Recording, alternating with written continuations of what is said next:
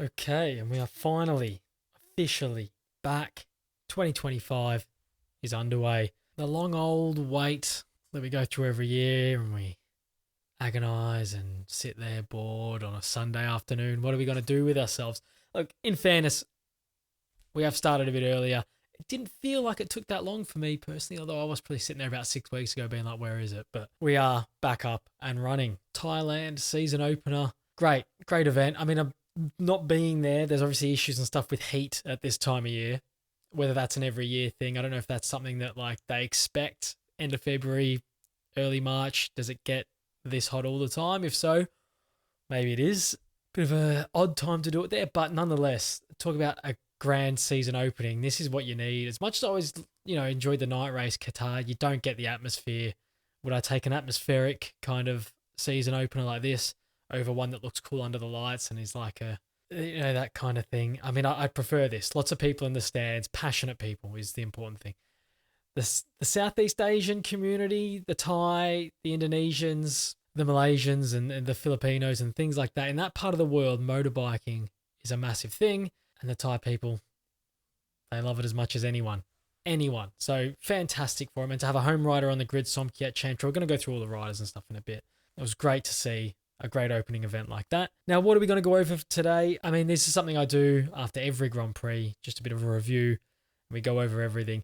These are going to be my knee-jerk reactions to round one, because after round one every year, we all have our knee-jerk reactions where we see something once, first race of the year, and we just assume that's what it's going to be like the rest of the season. So let's go over my knee-jerk reactions. We're going to talk about everything here: MotoGP, Moto2, Moto3, into fantasy MotoGP. We'll have a chat about that as well. We're going to cover every manufacturer and most of the riders. And a little treat in there as well. A little competition that we thought may have gone missing this year, but it is going to be back this season by the look of it. And let's start with the man himself, the big dog, Marc Marquez. And knee-jerk reaction number one is stick a fork in it. It's done. It's over. He's won. You can all pack up and go home because it's all over. 2025 World Champion Marc Marquez. Thanks for coming. Now, of course, we are being a bit silly, but are we? When you can kind of check out, have a tire pressure issue if that's what's happened, drop back in, and then when you decide that your tire pressures are going to be all right, then just go and do it all again and check out again with a couple of laps to go, then it looks a bit easy for him, doesn't it? It looks a bit easy, a tad worrying for the rest of them. Me, I don't care. If he goes and wins every race, whatever. People complain about boring and stuff like that. Look, it's not every year. Sometimes you get a special rider on a special bike and this happens.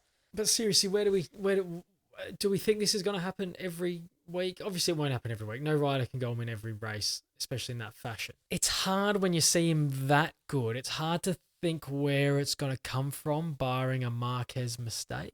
Because you just think straight up one-on-one on most circuits, 90% of circuits, he's probably going to have Pecco's measure. None of the 24 Ducatis are going to be able to deal with him on any kind of serious level on any day. Like, if Alex is his nearest rival, you just know he's not going to get the job done on him. And then 25 Ducati, you're looking at, and we know that it's essentially a 24 Ducati with a couple of extra bits, but still there is a couple of extra bits. There is an advantage to being on the 20 or being a factory contracted rider. And then you're looking at Digi carrying a knock into this one, so not his full performance. So I'd expect to see him up on, maybe Frankie's level there, but really, he's not touching Mark, is he? So yeah, stick a fork in it. It's my knee-jerk reaction to that round. That's it. You can all go home. Who else we got to talk about? Well, on Pecco, actually, while we're there is a lot of thing and a lot of chat, and we saw a bit of a heated conversation going on with him, and I think it was Tardozzi passionately pleading with him that he can't be a gentleman with Mark, And to be honest, it's not like Pecco doesn't get into scraps. I mean, he had his scrap with Alex last season. He's had a scrap with Mark as well. And, he can get caught up with people trying to fight them on track. So I don't know if that's necessarily always the problem. But if we are saying, if the only way that you can beat Mark one-on-one on track now is to be, as often as you can, scrapping with him on track and really try and unsettle him and rough him up, I mean, you can't really do that when he can just pull 10 seconds on you at the fucking drop of a hat, can you? So, what's the point?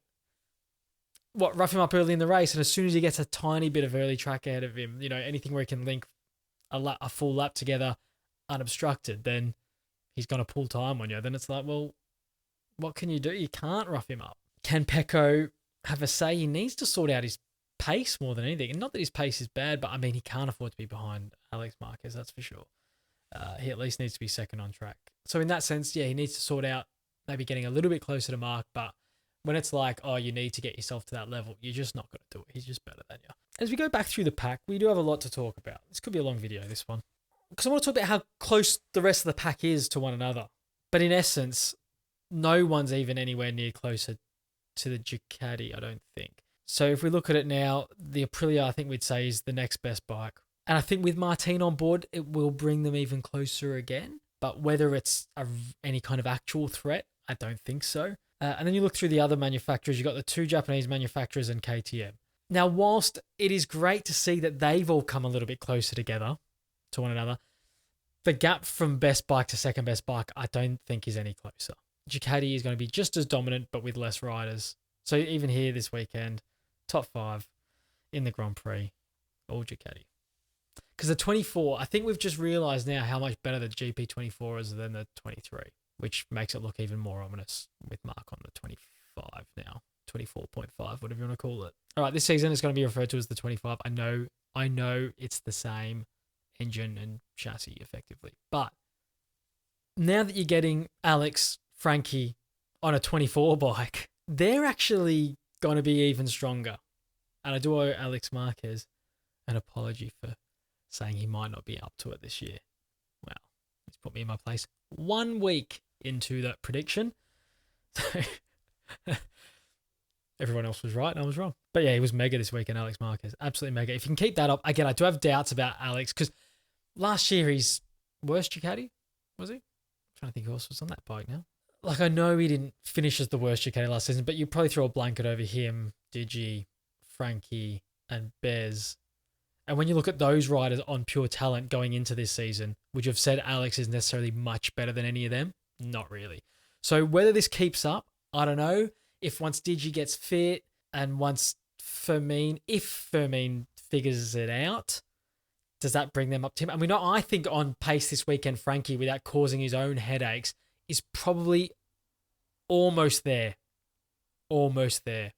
And on certain circuits, I think he'll be stronger than Alex and Alex will be stronger than him on others. So really, I don't think there's a genuine full-time threat from Alex, but he will pop up. I think he probably, looking at that, the evidence I've just seen, he'd probably win a Grand Prix this year if Marc lets him. Or if Marc and Pecco get tangled up one day and he's there to pick up the pieces. But look, let's work through it slowly because I'm getting ahead of myself and I'm getting different talking points all muddled together here because I'm too excited about Grand Prix racing being back. Let's look through the others. I mean, we'll go into Ayagura, proper standout of the weekend, really. I mean, other than Marc. But I think him and then Bez's performance second half of the race on Sunday says that they are looking good. I think you've got a potential race-winning bike in the right circumstances with the right rider on board. We won't know until Martin gets on it or if Bez has a not disaster of a weekend, right? And he did have, I mean, his sprint race was his sprint race. He didn't get off the line. It was all a bit messy for him and he never really recovered. Here, early in the race, he was looking a little bit off it and then recovered to end up finishing 6th behind Agura in 5th. So they look okay. I think there's a lot to like there. And I think a little bit of, if they can find a little bit of something mid-season, maybe we can get something where it's on the level of where maybe Aleix was that year with Aprilia, where he can nip him with a win or two.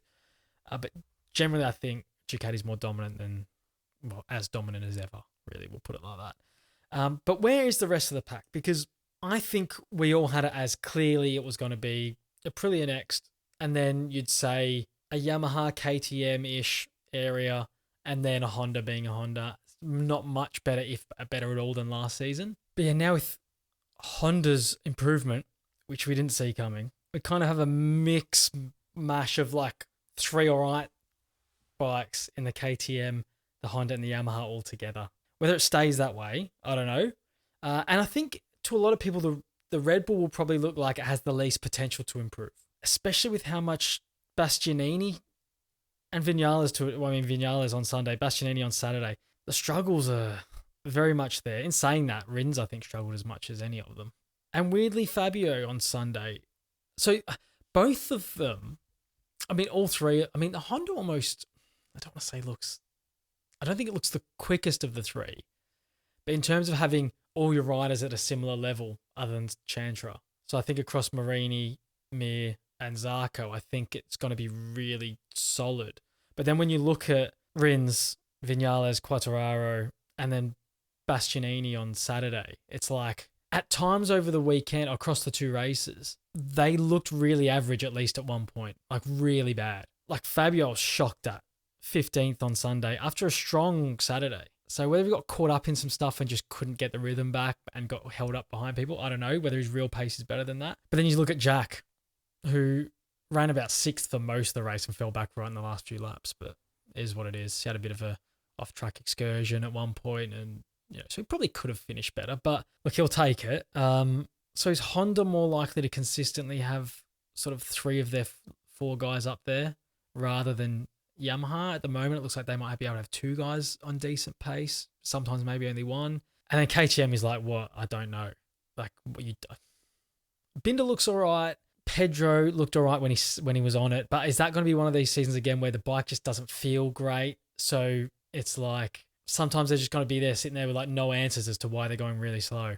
And if they, and Pedro, maybe he can get up to pace a little bit, but is he just overdoing it again and just he's working it harder than it can and he's going to end up off the bike and in the gravel? I hope I'm explaining my thoughts properly here because I feel like I'm waffling a bit, but my point is I've no idea what's going on with these 3 manufacturers.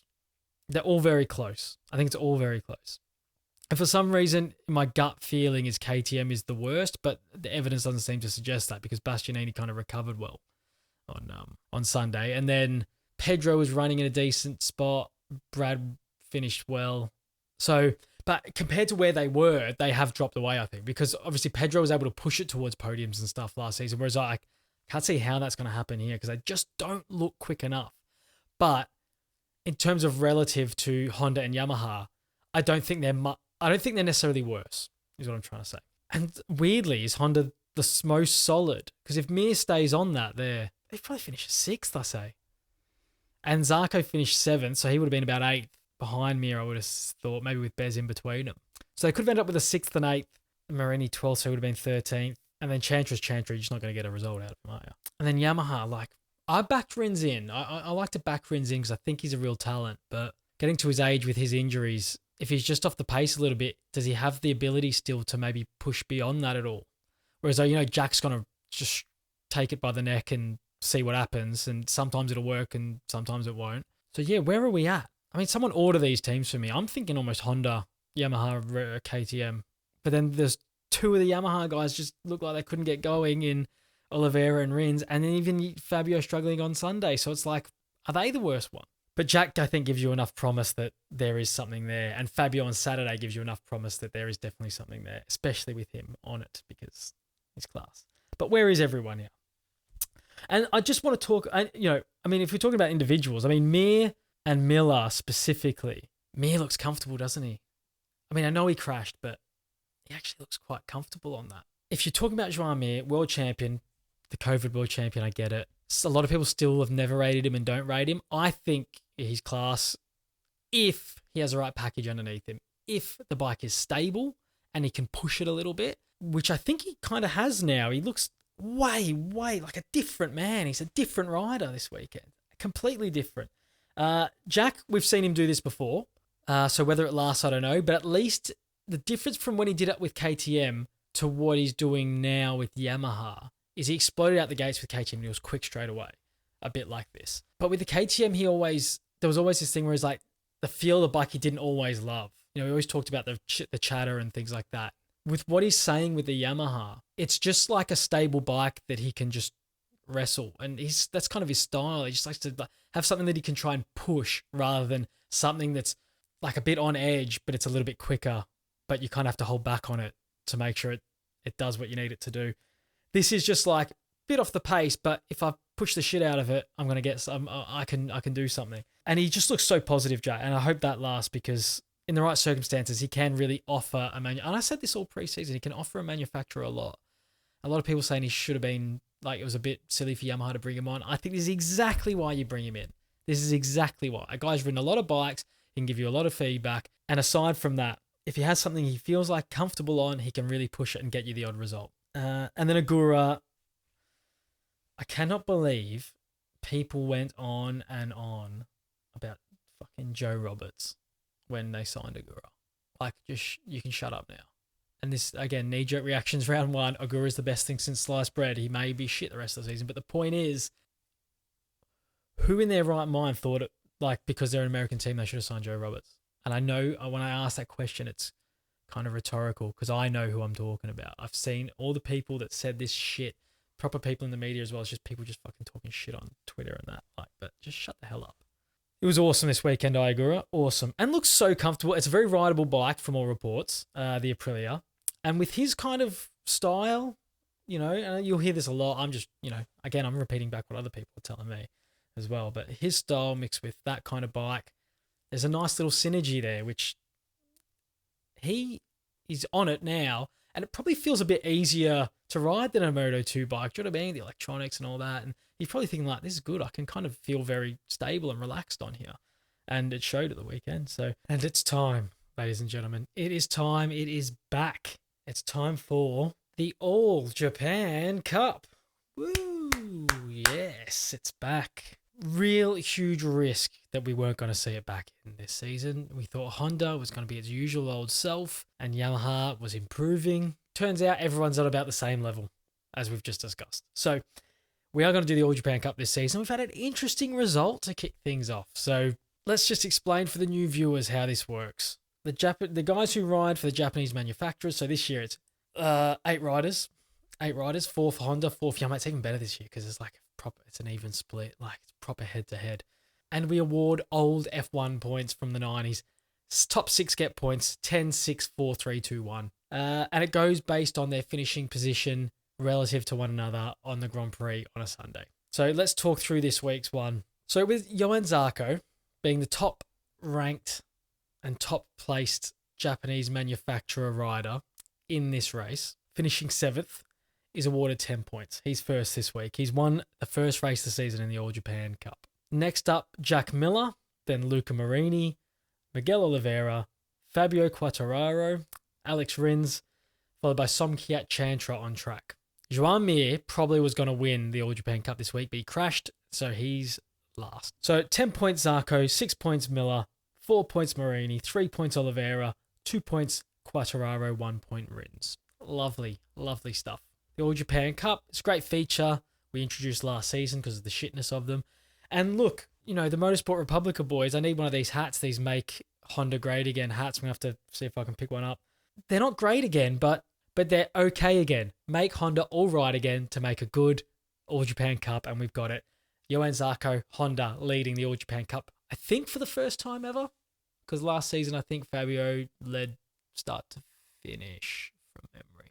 But yeah, good fun this one, the All Japan Cup. Glad it's back. Let's talk MotoGP fantasy now. Just because I want to say my video that I do every year where I just talk, you know, go through what my strategy will be for fantasy this year. And I decided to create my own league. I think maybe for the first time. Did I do one last year? I can't remember. But anyway, the point is, it's currently showing at 94 players in my league. And I just want to say thanks to everyone who joined the league. I was like, are we going to get like 20 or 30 people in or whatever? 94 players at the minute. And good luck to all of you. Current leader, Kiss My Assin. Jump in the comments. Let us know how the hell you did this. 246.5 points without using a boost. Now, and this is what I will say about my strategy, is very much almost a set and forget strategy. You just want to be able to put 2 guys in, not have to worry about too many trades every week, whatever. If you want to do it properly, Kiss My Assin. If you're watching practice this week, you've definitely put Alex Marquez in and managed to squeeze in. I mean, I don't know what his team is, but I'm assuming, can you still look at people's teams anymore? I don't know. And then I'm assuming by having Mark and Alex rather than Mark and Pecco, you've been able to afford both the Ducati as the team and constructor. And that's as simple as that, guys. If you watch practice and make your decision, at least after Friday, and if you can squeeze it in between practice 3 and qualifying and just be like, where are we at? And then make your decision. I've tried to do that a couple of times and I always forget, especially with the earlier qualifying these days. And I also had an issue last season with trying to make the late trade with like the last 5 minutes to go before qualifying, and it wouldn't register, and I never got my trade made, and I dropped tons of points doing that. So maybe don't take too much of a risk on it. But if by the end of Friday you're like, well, obviously he's going to be quicker than him, make your decision then. And that's what I'm assuming. A lot of these guys who finished on over 200 points, Spanish lad there, Joseba Inaki 13, fantastic round, 229. Larinese 223, HE 93. The Spaniards and the Italians doing well, 222. Factory Ducati team from Indonesia, 222 points. And then someone from the US. There's people from all over the place. I did not know we were getting this many variety of demographic of viewers and people watching the fantasy MotoGP video. Thanks very much. It's going to be a great season. We'll talk about fantasy a lot more now that we're getting this, because I was always like, oh, I'll do some fantasy videos and no one ever watched. We'll talk about fantasy in these videos. So this season, which we haven't done in the past. So make sure you're watching, and you can always just, if you're just into fantasy and you don't worry about the rest of it, you can just skip to this point in the chapters at the bottom. So thanks very much, everyone. I just want to say thank you for everyone. No, almost 100 people in the league. It's bloody brilliant. Okay, Moto 2.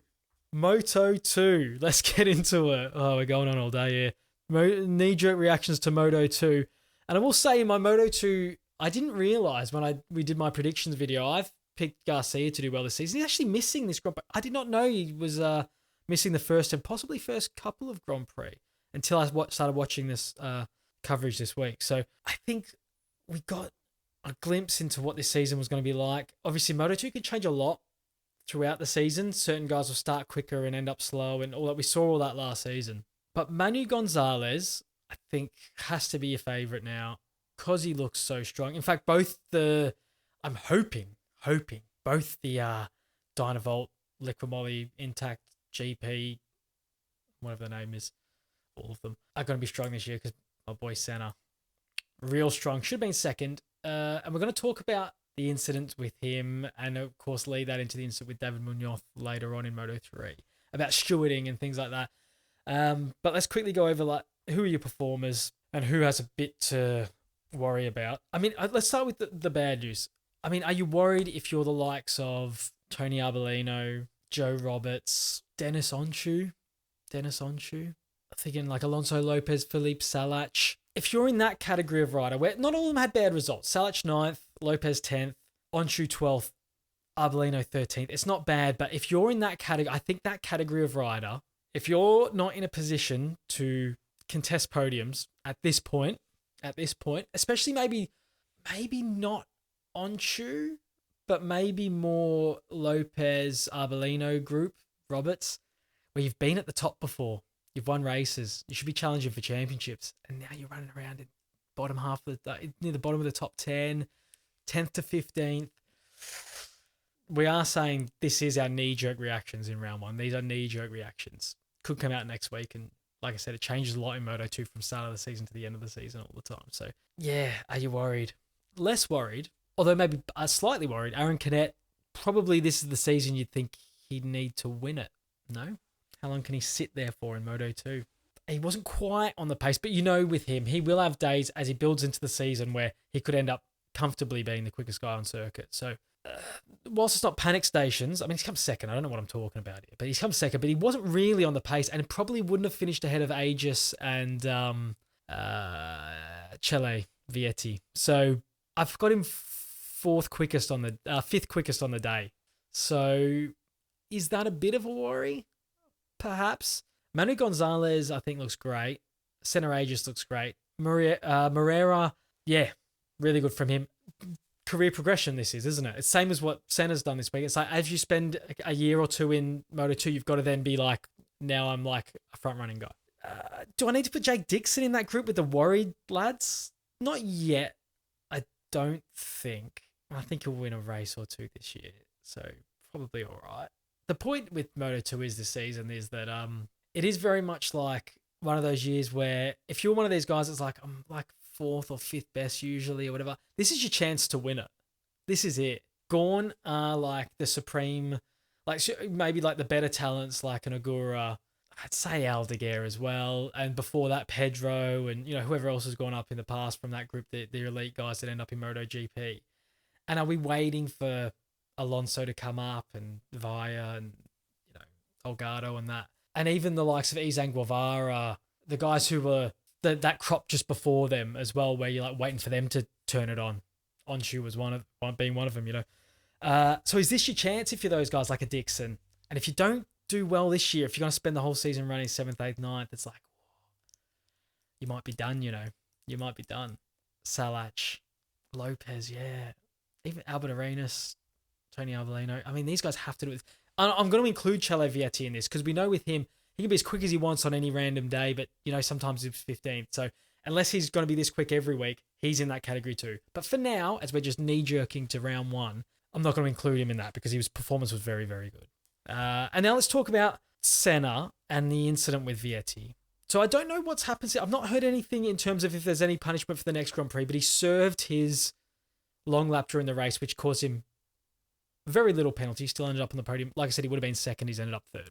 Is that enough of a punishment for you as to taking a guy out of a podium position, ending his race, crashing into him? As much as I just want Senna to win the World Championship this year, and I don't want him to be punished for that, because I want him to win, that doesn't seem harsh enough to me. I think double long laps on the cards I would ride through. Like, you can't take someone out of the race. I know it was a mistake, and what probably works in his favour is he doesn't have a history of being a dirty rider or having much contact with others. He's generally pretty clean, keeps his head down, and doesn't cause many issues. So that maybe works in his favour. And we'll move this on to Moto3 right now, okay? Because I want to talk about David Munoz, because he didn't serve his long lap penalty for taking out Lunetta and then throwing a weird little side swipe in on your lad, Rueda, your race winner. Oh, who else? At one point, was it Carpe? Where was he on track? No, it was with Rueda. So it must have been Rueda. Throwing a little side swipe on him on the way into that fast left-hander at the end of the straight. Was that turn 4, I want to say? Has not served a long lap, gone down and crashed before he got to serve it. And now he's been given a pit lane start. Now, in my eyes, that's much harsher than the penalty Senna's been given, if Senna hasn't then received a grid penalty for next race as well. Is there scope there for Senna to get more punishment? Or is replacing a long lap loop with a pit lane start too harsh? Now, maybe they've gone back and reviewed it and been like, here's a guy with a history of aggressive riding and running into people, quite frankly, who's done it not once in that race, but twice.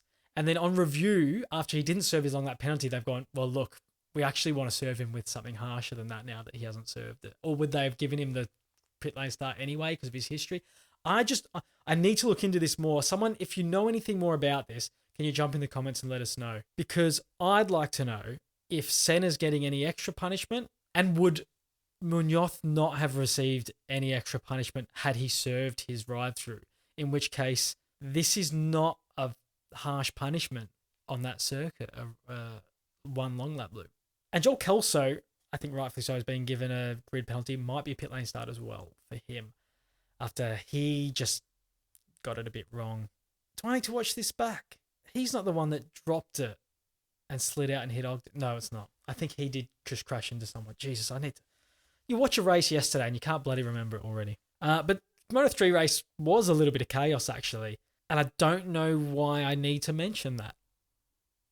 So a standard Moto3 race happened, in which a young Spanish rider has won. And I know that Alonso's Colombian, so it's different last season. But really, this is the template. Carpe looks good. Another ominous one for anyone who doesn't want to see more Spanish riders dominate. I'm not going to get too knee-jerky about Moto3 because I think circumstance put him out front on his own. Otherwise, he was in a scrap. But really interesting about who was near the front and who wasn't. I mean, Piqueras was there for a little bit, but I can't remember what happened to him. He got caught up in an incident. Maybe that was the Kelso incident. I can't bloody remember. But there was a big group. 2 of them got away.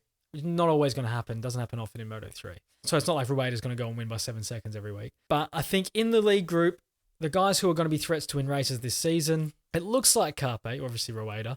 Adrian Fernandez will be there or thereabouts.